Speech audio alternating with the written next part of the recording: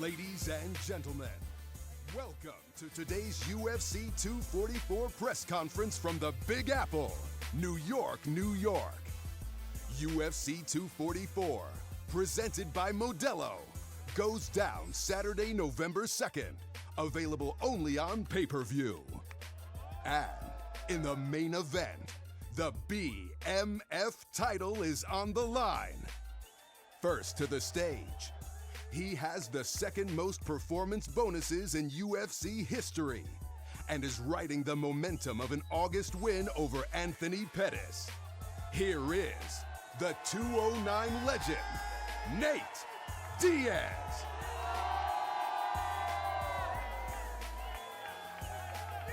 What's up, New York? My mic not working?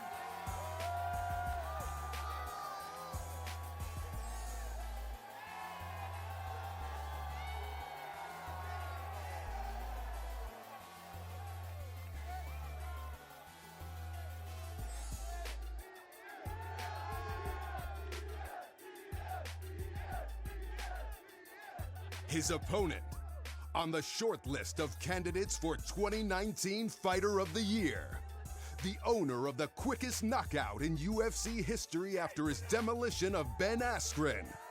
Here is the Savage from Miami, Jorge Gamebred Masvidal.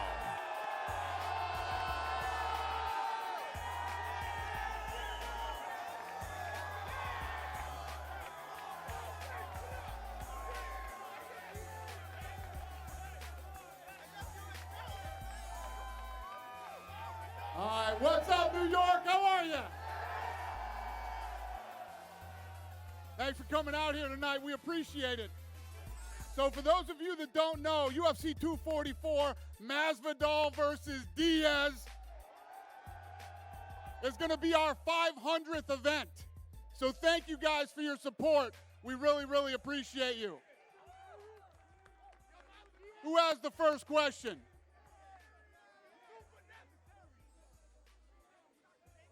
All right, I have a couple of questions. Nate Diaz. Nate, listen to this crowd. How do you feel about being in New York, Nate?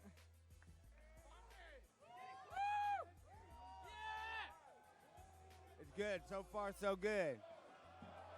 Shit. We're having some mic issues. Hold on a second. Hey, so far, so great. Everything's beautiful out here. One for Dana. When you started as president of the UFC back in 2001, Yeah. smaller arenas, you were struggling to get into New York. You didn't get into New York until 2016. 500th UFC event at the Garden. How does it feel? It feels damn good, let me tell you. And New York has been very good to us. You know, this is our, I think this is going to be our fourth event. We did 230 Cormier versus Lewis here. We did a $3 million gate. We did Bisping versus St. Pierre, $6 million gate. And then we did McGregor versus Alvarez, $18 million gate. And then now this event went on sale today. We've sold over 10,000 tickets. Thank you, New York. We appreciate you. And I have one for Mr. Masvidal. You knocked out Darren Till. You made Leon Edwards eat the 3-piece and the soda. You gave Mr. Askren the MGM Grand Buffet. What are you making Diaz eat? I'm coming to fight with everything I got, you know. So I'm gonna give it my all, man. Whatever it takes, you know. He's a different caliber than the guys that you mentioned, and I've seen him pull through some tough situations and win those decisions. So I got whatever it takes, man. You know, if it's a buffet, it's whatever it is, man. I'm here for it, you know. Thank you, guys.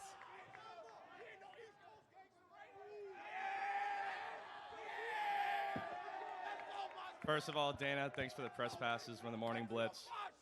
Question for both fighters. You obviously both have a lot of respect for each other. Can you just talk about preparing to this fight and how your mental state differs as opposed to fighting a big trash talker like Askren or McGregor? Yeah, I heard him. I mean, when people talk shit, it is motivating because there's some dudes you're not going to lose to. And Askren is that dude I'm not losing on any universe to. You know? So the shit talking does help. But man, it just helps when the guy on the other side that you're fighting wants to hurt you and you know it. That's enough motivation for me right there. And Nate?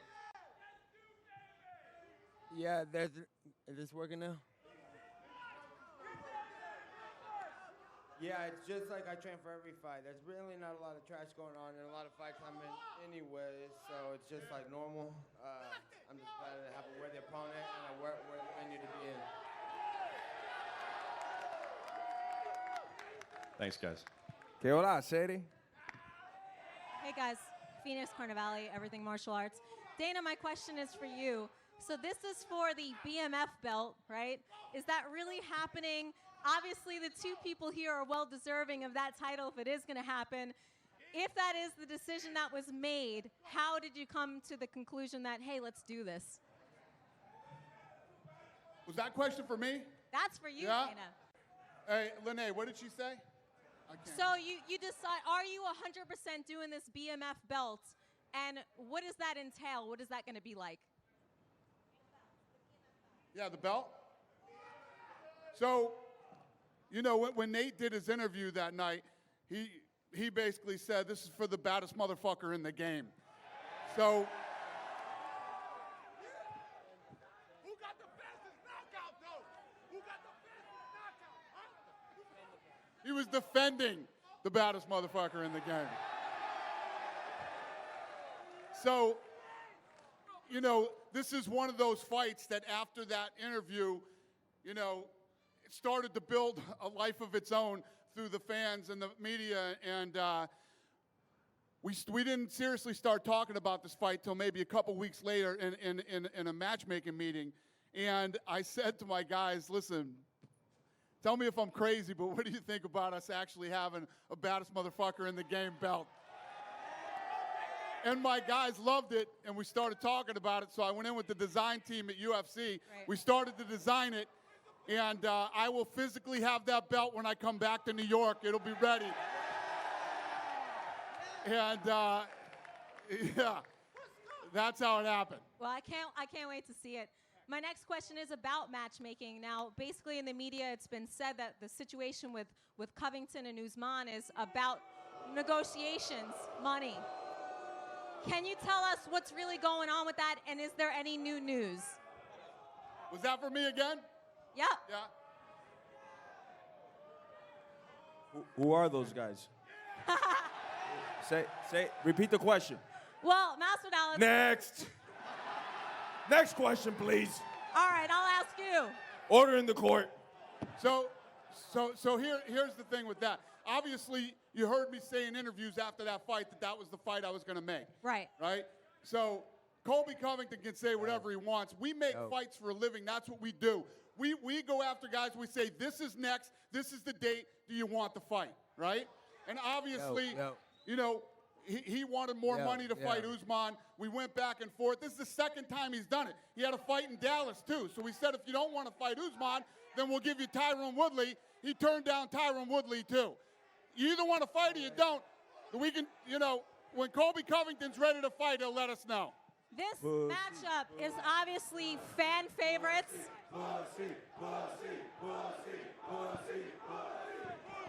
This matchup is obviously fan favorites. This is a win or lose situation, is a win-win situation for the fans. But can you talk about, Dana, how important this is for their division? I'm deaf. Bear with me. Yeah, no, this fight's a big deal for the division, for who's next in the title picture, and obviously a huge fan favorite fight. So this is one of those fights. Diaz went out and beat Pettis, comes out, gives his interview, calls out Jorge. This thing took a life of its own. It's a big fight. And it's not only, you know, a fight that people want to see, it's an important fight in the division and in the title picture. So it'll be them and then you. Dana, this is Dan Canobio, CompuBox TV. Questions for all three of you guys. November 2nd is a really big night in the combat sports world. Obviously, this fight right here has huge crossover appeal. but also Canelo Alvarez fighting on DAZN. Question for all three of you guys is, if there's someone on the fence about ordering the Canelo fight or this one, why should they order this fight right We're here? fighting for So the to the best best of my- motherfucker in the game belt. That's why. So, you know, the night that we started talking about this date and that, you know, we were going to take this date. Then a week later, I heard they were going to do that fight. I think they're crazy to go the same night as us on DAZN, but, you know, it is what it is. But if they time it right and they do this thing the right way, it could be very much like the other night when Gaethje fought Cowboy and then the Fury fight was on after. So if they time it right, it could work out. But if they want to go head-to-head, they're fucking nuts. And secondly, for all you guys, so mostly for Nate, fighting in New York, fighting in MSG, the mecca of boxing, the mecca of combat sports, the mecca of entertainment. Now you get to put your name on that list. What does it mean for you to join that list of fighting at Madison Square Garden? Yeah, that's one of the best parts of this whole thing is being the headline in that. Like you said, it's a historical event center. I'm sure all the greats fought there, Muhammad Ali, Mike Tyson, and everybody. I'm sure all the big games. So that's definitely a great part of this fight.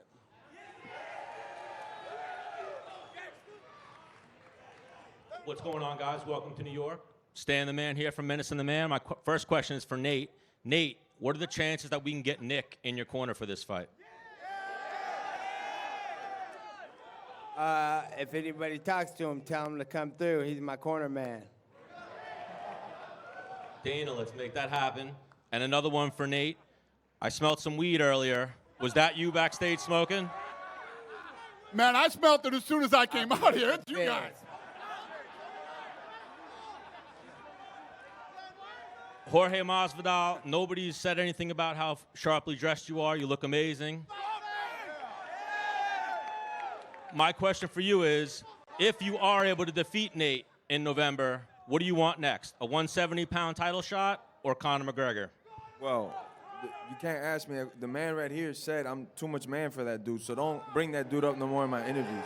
He already said it himself, so that fight is not available. What I'm going to wait is for those two sissies to clear it out of who's going to fight, and then if God gives me the victory November 2nd, I want to take everybody's head that's attached to a belt. Somebody says they have a belt, well, I'm coming for it, and if it's any one of those two sissies, then they're going to get it, you know? And I mean sissies in the purest of forms. Yes, yes. So, Dana, can we make that happen? Can the winner of this fight welcome Conor McGregor back to the octagon? Let this fight happen. I don't know. Let's see how this Let this fight plays happen. out. You know what I mean. Let's keep this baddest motherfucker alive belt going. All We'll see what happens. right. Thank you.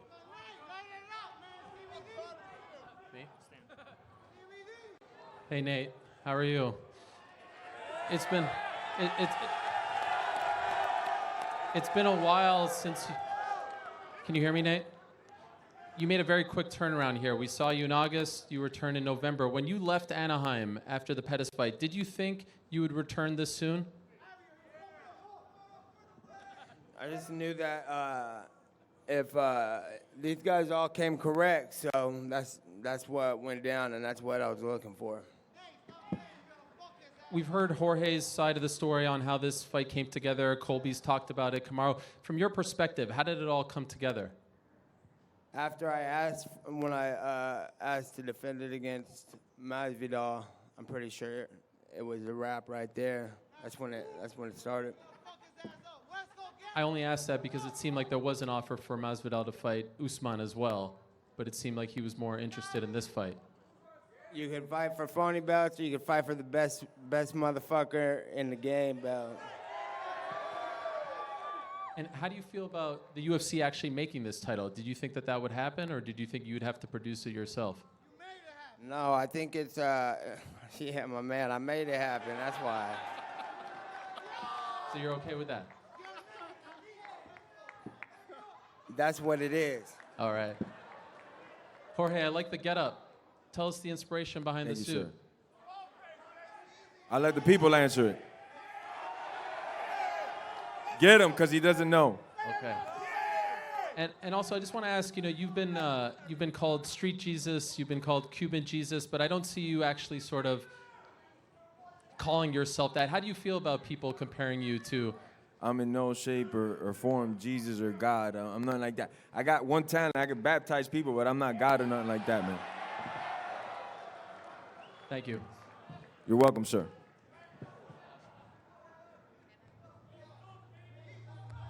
Hey, Nate. So you call yourself a badass motherfucker. How do you say that when you're a vegan?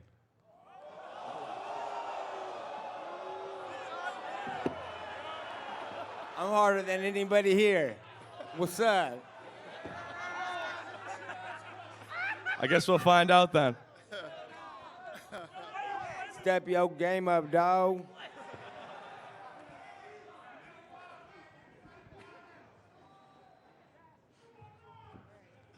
A question for Jorge.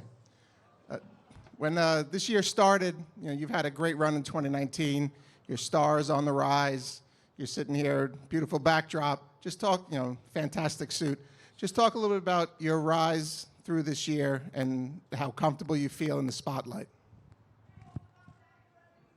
Yeah, he does have a point over there, so we're going to hand the microphone to the audience soon if the media keeps asking the same questions.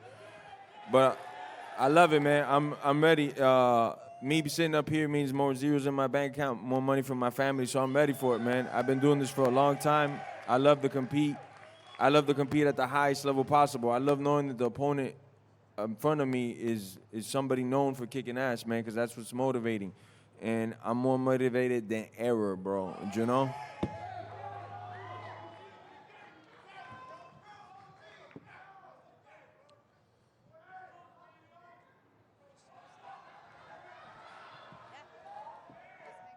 Karan Bhatia with Ask the Experts. Question for Nate and Jorge. What's your official prediction? How's it going to go down on November 2nd?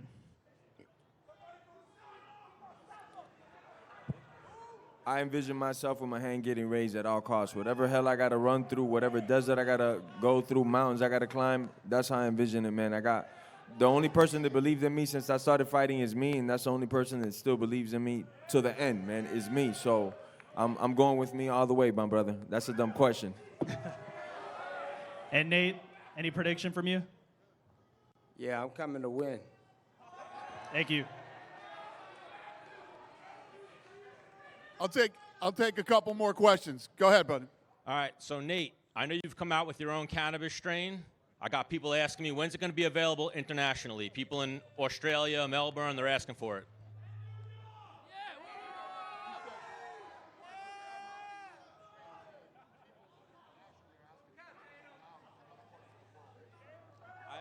Oh, the nutrition company I came up with is Game Up Nutrition. Is not cannabis. It's CBD. So that shit's illegal everywhere, I think. I don't know, but it's coming soon. Hey, and the Terminator's a vegan motherfucker.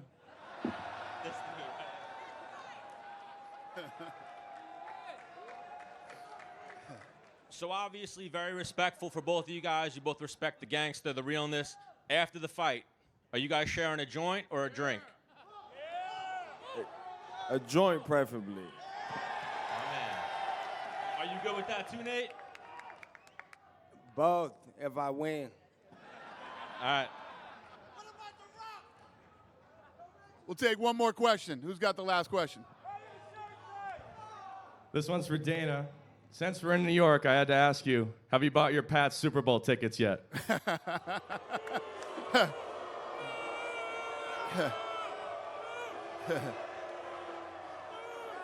Hey, I do like your shirt, and yes, we are going to win another Super Bowl. Let's go!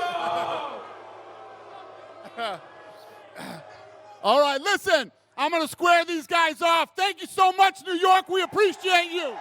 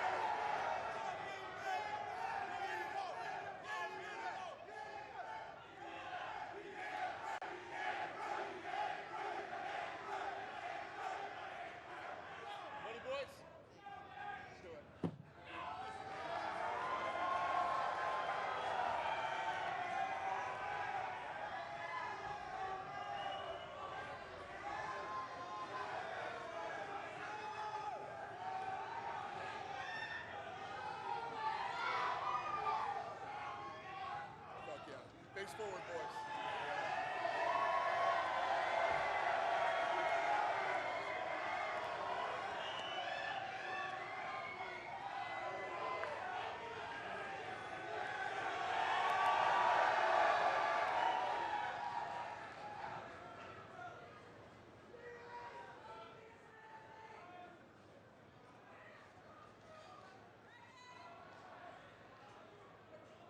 There ain't no gangsters in this game anymore, but me and him.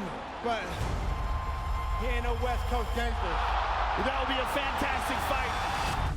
Well, that's the fight. I mean, everybody wants to see it. Oh, please make that happen. Jorge Masvidal. This man is a savage. He has unbelievable killer instinct. But Nate Diaz, he's legit in every aspect. He's not going to get shaken. He's not